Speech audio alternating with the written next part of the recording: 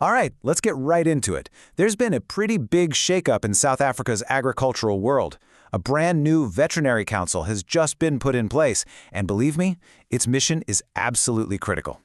We're talking about protecting the health of the nation's animals, making sure our food supply is safe, and really, the health of the entire economy. Okay, so what you're looking at right here is the official announcement that got this whole thing started. It's dated January 26th, and it's where the Minister of Agriculture, John Steenhuisen, officially created the new South African Veterinary Council, or the SAVC for short. Now, I want to be clear, this is way more than just shuffling some papers around. This is a huge deal for the organization that oversees pretty much the entire veterinary world in South Africa. You can think of it like hitting the reset button on a really, really important system. So, that leads to the obvious question, right? Why did they need to hit reset in the first place? What was going on? Let's dig into the backstory behind this move, because it was definitely a very intentional one. And the answer is right here in the minister's own words. He talks about restoring stability, credibility, and effective governance. Now, that kind of language, it's not used by accident. It's a pretty clear signal that things weren't working as they should have been. It points to some serious challenges, maybe a loss of public trust or some shaky leadership, and this new council is meant to be the fix. Okay, so who are these people? Who's been brought in to tackle this massive job of rebuilding stability and trust? Let's take a look at the new council members.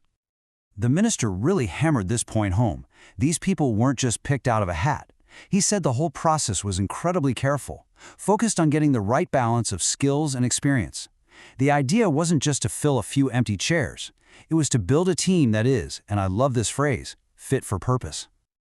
And wow, when you look at who's on this council, you can really see what he means. It's not just a room full of vets, no way. You've got this incredible mix of expertise. You've got your vets, of course, but also animal health technicians, lab techs, vet nurses, even physiotherapists. And on top of that, they brought in legal minds and university experts for that all-important outside perspective.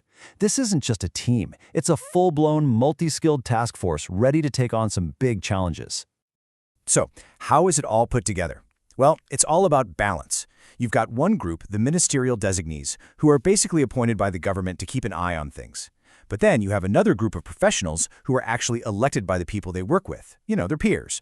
So you get this great mix of government oversight and real, on-the-ground representation. Okay, so we know who they are. Now, what's their actual job? What's the mission? What is this new council supposed to do to make things better for South Africa's animals and for its people? All right, job number one, and it's a big one.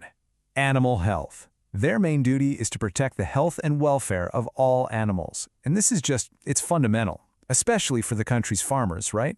I mean, think about the folks battling the ongoing foot-and-mouth disease crisis. For them, healthy livestock isn't just a goal, it's their entire livelihood. But here's where it gets really interesting. Their job doesn't stop with the animals. They're also on the front line of what's called veterinary public health. A big part of their role is stopping diseases from jumping from animals to people. You can see how that's a massive piece of keeping the whole country safe and healthy. And speaking of keeping people safe, that brings us to food safety. From the farm all the way to your dinner table, this council has a hand in it. They're responsible for making sure that all the food that comes from animals, meat, milk, you name it, is safe for you and your family to eat. This is huge, right? It's the foundation of our trust in the food we buy. Last but not least, to make all this other stuff work, they have to police themselves. They're the watchdog for professional integrity. They make sure every single vet and vet tech is playing by the rules and sticking to the highest ethical standards. And this brings us full circle, doesn't it? Because this is all about building back that credibility we were talking about earlier. All right, so the team is assembled. The mission is clear. What's next? What happens now? Let's look at the timeline. Well, they are not hanging around, that's for sure. The council officially kicks off its 3-year term on February 1st, 2026, and right after that, in the same month, they're holding their very first meeting. The message is clear. They're hitting the ground running and getting straight to work on all the big issues waiting for them. So, that really leaves us with a big question, doesn't it? You've got new leadership, you've got a clear mission to restore trust, and you've got this amazing team of experts, but the challenges are huge. So how is this new council really going to shape the future of South Africa's agricultural health? It's something we're all going to be watching for sure.